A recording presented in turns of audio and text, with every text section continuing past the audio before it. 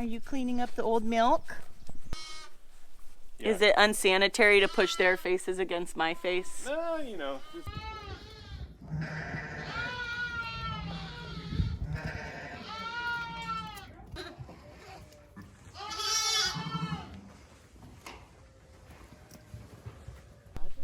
Okay, so we're in one of the pastures, and one of the mommies, one of the ewes, is about to give birth.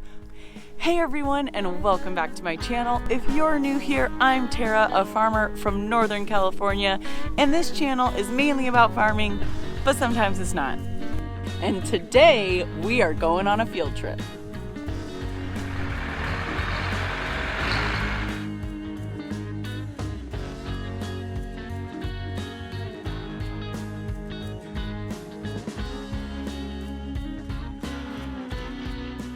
So today I have a co-star. Hello. This is my best friend Shannon, and you guys they actually saw you for one little second in one of my harvest videos. Oh, when I was on top of the Yes. harvester? So today's field trip, it was actually suggested by Shannon. This is a farmer that she knows, kind of from our local area. So she's going to help me Definitely from today. our local area. Yeah, so she's going to help me today interview. So we'll get the episode started. I'm so excited. I'm a nurse, and we get to actually nurse babies today. So Yes. I know it's going to be the type of nursing I always wanted to do. Real nursing. Real nursing. Okay, let's go.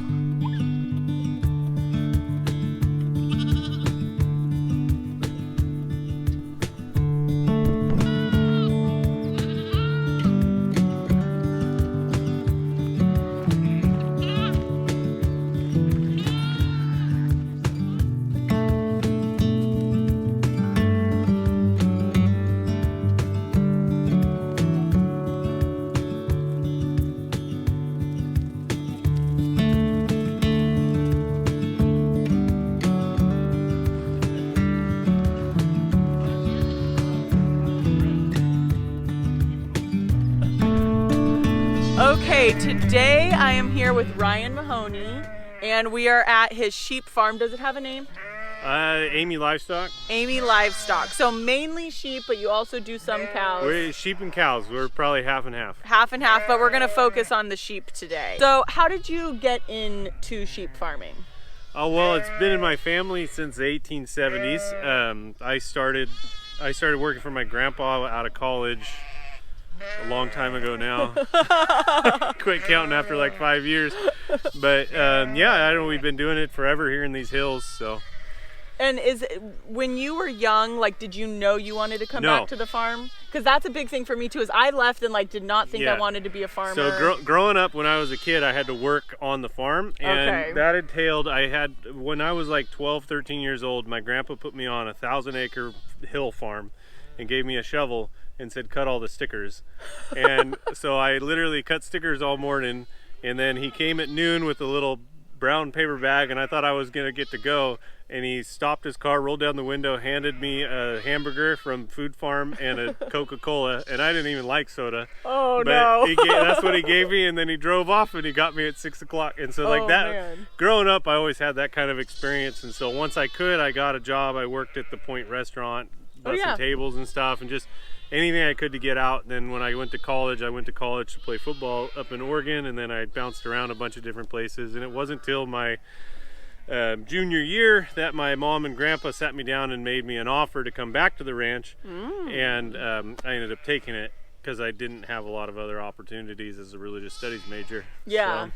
So if people want to follow you or find out more about your farm, what are the best ways for people to learn more about you and what you do? Well, the best way is at California Sheep Rancher on Instagram. And then I also do a little podcast with Dan Macon, a buddy of mine up out of Auburn, called Sheep Stuff You Should Know, spelled E-W-E. Okay.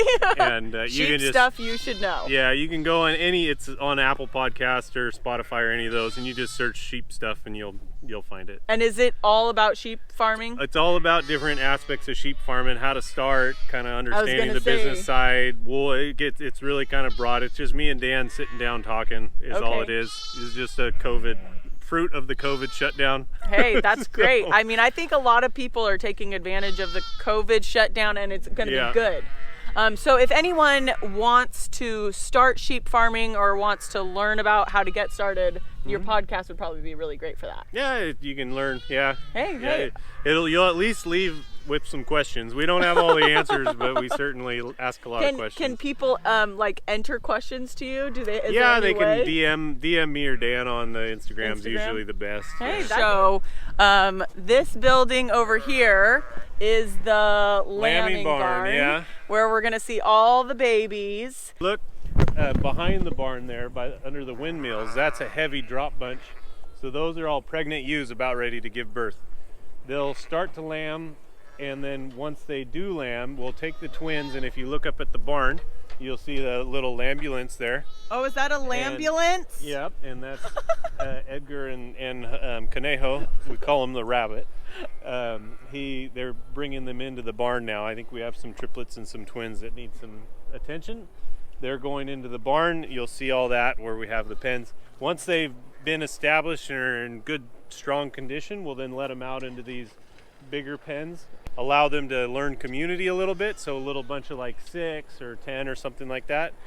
And then we'll just generally walk them through every day. They'll move to a new pen. We try to introduce one new thing to them a day, and that teaches them to separate from the mother and come back, and separate and come back, and that builds that bond between the mother and the lambs, and that way she can have a successful life and rear them all the way through. So what do you call this barn? Does it have a name? Mayhood Lambing Barn. The Mayhood Lambing Barn. And how many mamas do you have in here? Right now we have 51 ewes and 130 lambs. 51 ewes. Oh my gosh. So what's that average? What's the average amount of babies per ewe? In here it's 2. 2. They all have 2. We got 3 triplets, 47 twins, and 1 ewe with no lamb right there. Okay, this and then is very we got nice 27 bummer lambs right now. What does that mean, a bummer lamb? Orphan lamb. So that's a ewe that can't support one of the lambs, or something happened if it had twins and doesn't have enough milk, or if the ewe died at birth, or if anything happens, if we find it abandoned in the field, anything, they come in here, and that's how we call them bummer lambs, because it's such a bummer. It is a bummer. In the Midwest, they call them bonus lambs. Oh, yeah. Can we call it? I like that better. Yeah, a bonus, not a bummer.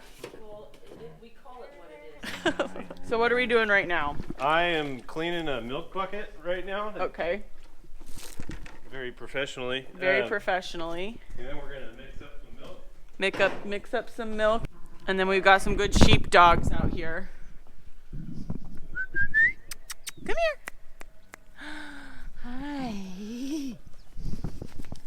Are you cleaning up the old milk? How's it taste? We like to get all the ranch dogs. Yeah.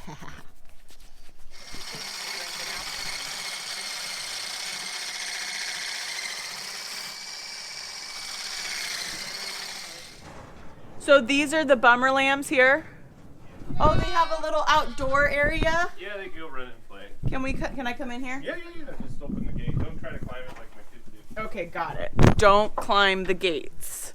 So this is the bummer lamb area. This is our orphanage. Orphanage. Yeah. So I saw that you actually set up these milk things, so you don't bottle feed every single one of these. No, guys. so once they we actually have a couple stages. Up in the front, we have a heat lamp for anything that's really critical, and then once it's up and can be fed by the bottle, we'll move it into this little pen here, and then once we put a bucket in there. That's the one we're cleaning right now. And once they learn how to drink off the bucket, then we move them right into here. Yesterday. And so this one is the one I'm taking home.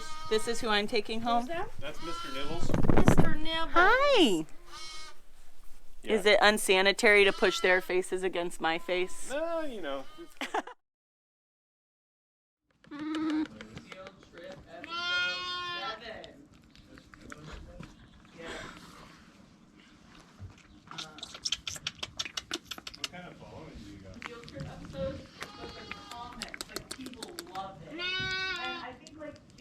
Oh my could die happy. Think about the Instagram, like the story, using my story. I love you. Oh, you're even smaller. Oh, baby. Oh, look at this one's here. Come here, baby. Yeah. Is it unsanitary to push their faces against my face? You know, just they're farm animals. So hope you're up on your Q fever vaccine. People don't even like when I kiss I already kissed one. I already made out with one. My bad. Lambs in That's why I never get sick. Oh, there are all sorts of. You ever done this before? No, I haven't. All right. So you can teach me. Hold that. Got it. So, ooh, nice and warm. Yes, slightly warm. Slightly warm. In the buckets, we actually use cold oil. It keeps them from gorging themselves. Okay. So typically, I'll hold it.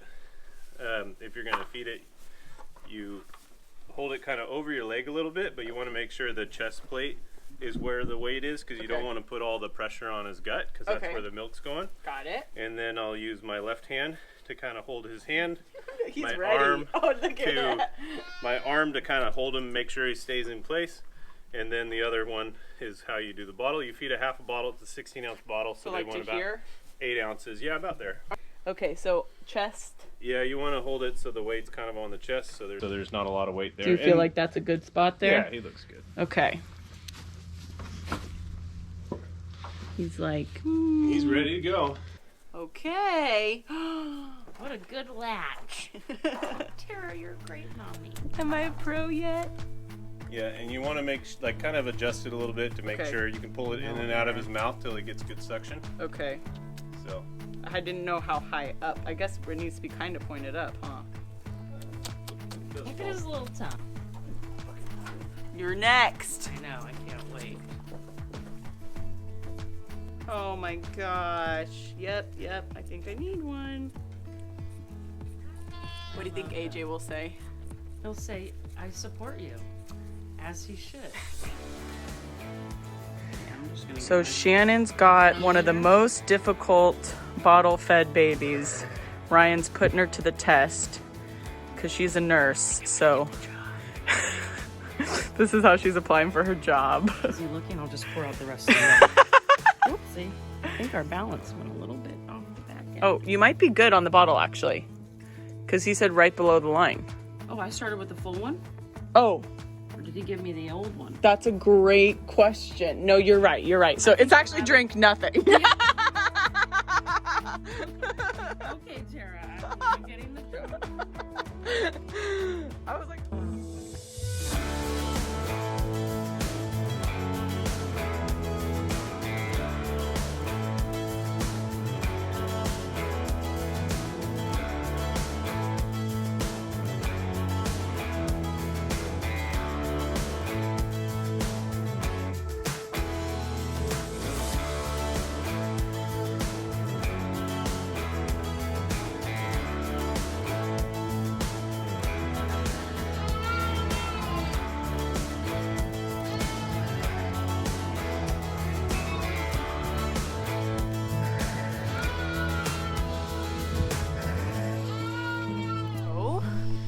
Opened up this door, and here's the play area for the bummer lambs. So we got all different sizes here. He said they're all different ages from just a couple days, and those ones look a little bit bigger. This one looks a little bit bigger. Come on, little babies.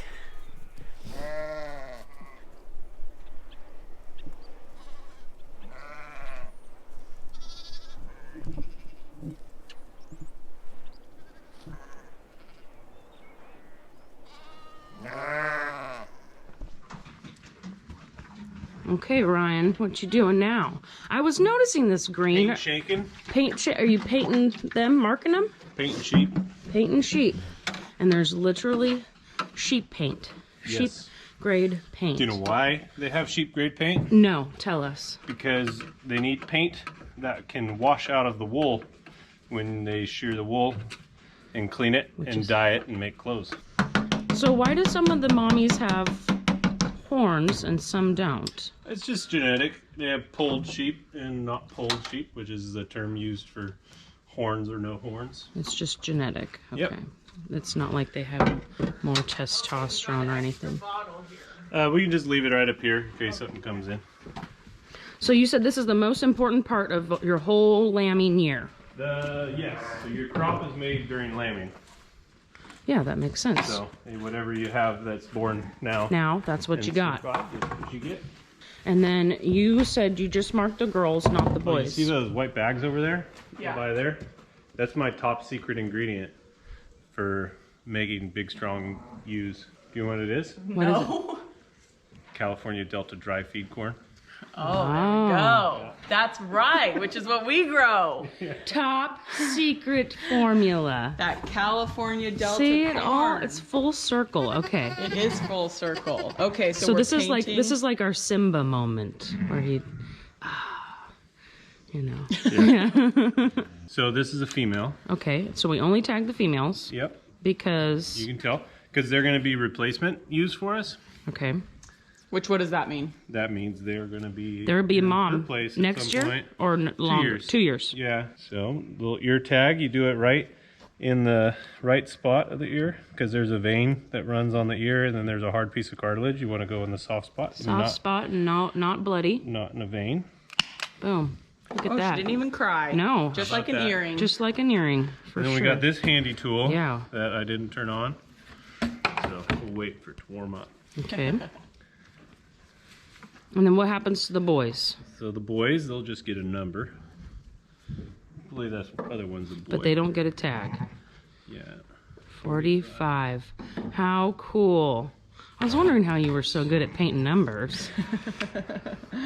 So this is a ear tag breeder. So that says that's the mom.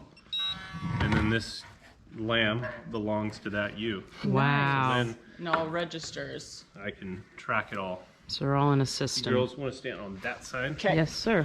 So why are you putting it out? Because they're strong and healthy and ready to go. Okay. So she's going to join the... Girls. 2 girls. And the 2 girls and mom will go out now. Okay. So I leave them out after they're painted because one of the most important things with lambs and ewes is to teach them how to separate and come back. then return. And so I put the lambs out and then I let the ewe out and then I just wait patiently as the ewe catches both of them and they pair up. That makes sense. And when they're all out there together, they tend to find their own mom, They right? do, yeah, and they'll actually, the other mom will kick them away or they get kind of mean. This is learning for her, too. She doesn't necessarily like this. I'm We're not touching them.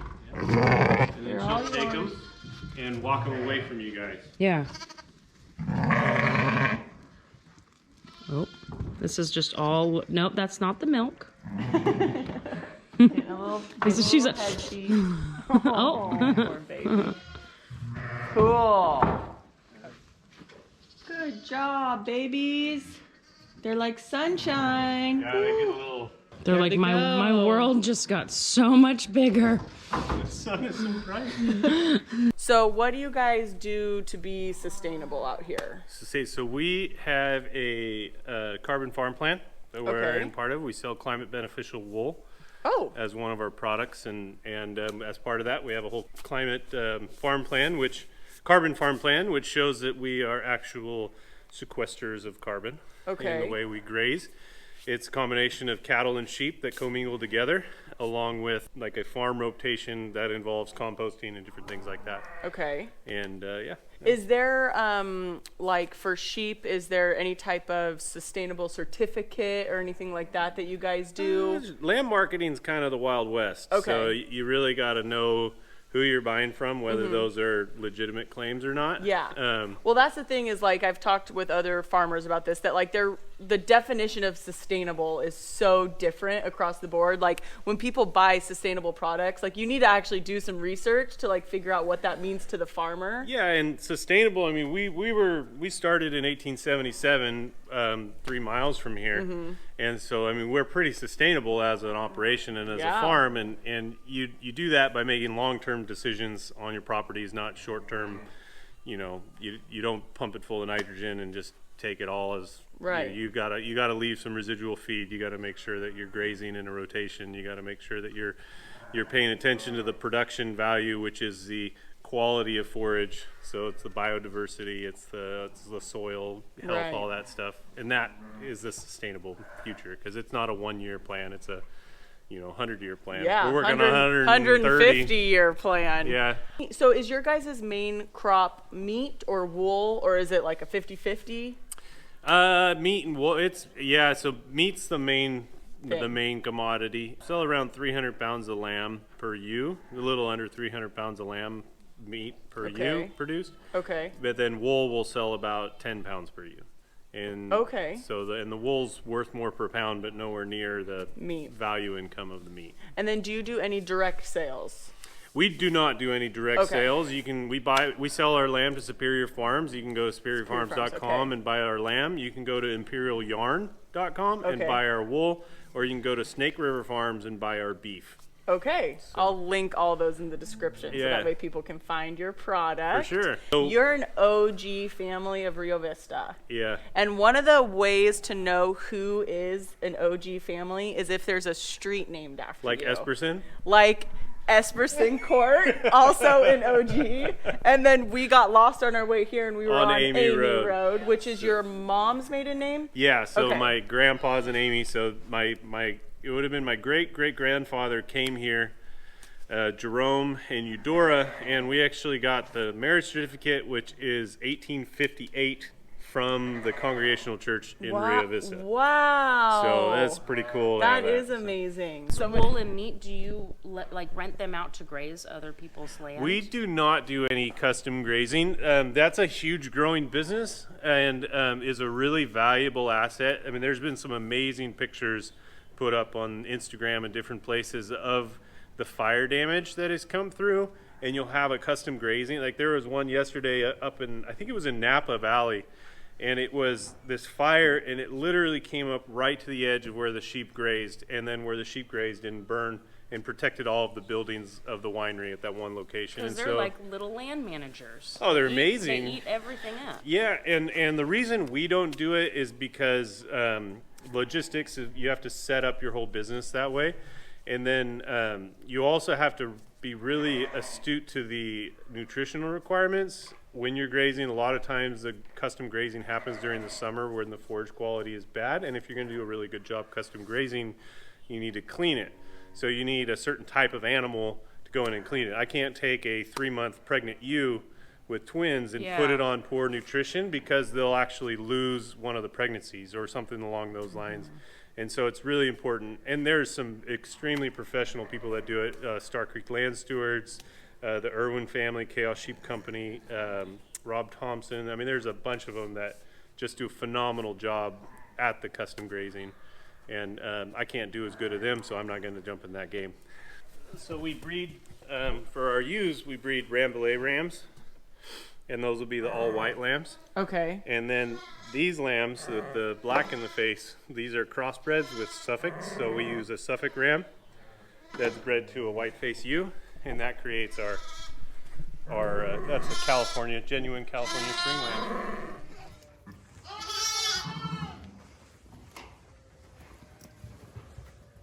This is not easy work, Ryan. Super rewarding though, huh? Do your kids just love it? I'm sure they love it.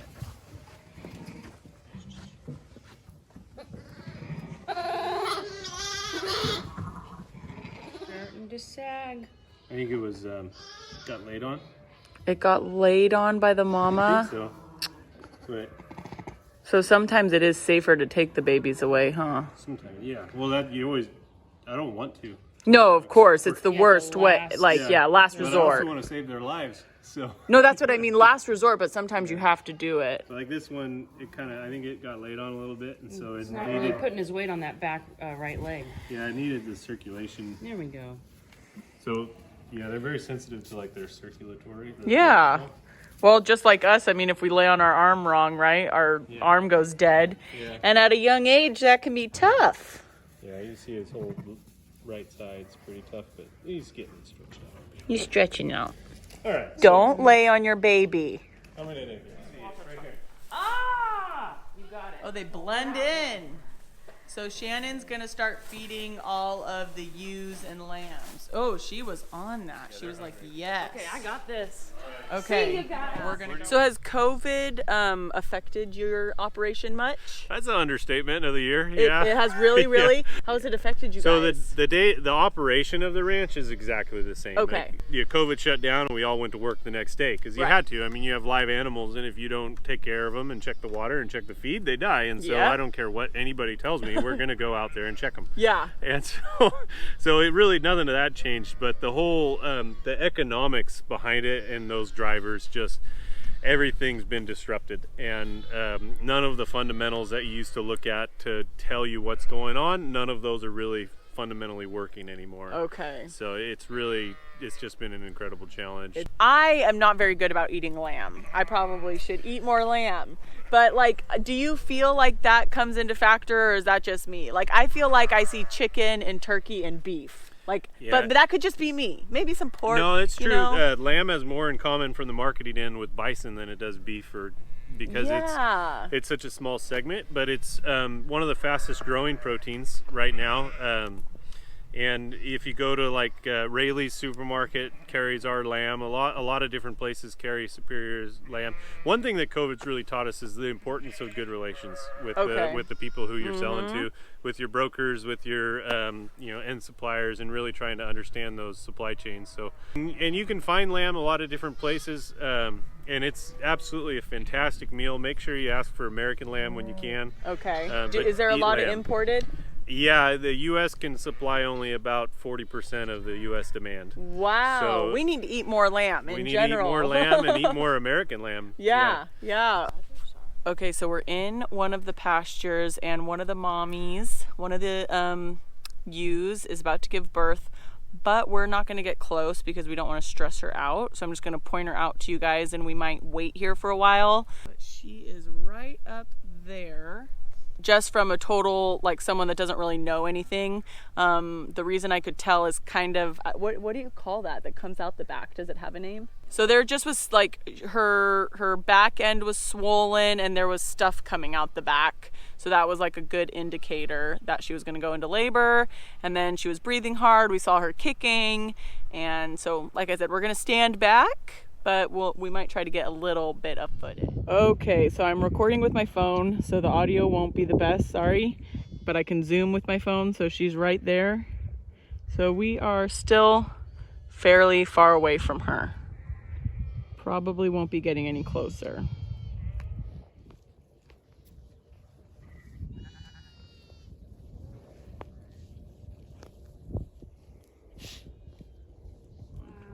Just watched her give birth. Is it a single? Oh, one baby? There's gonna be another. Is there? Yes. I'm sure there will be.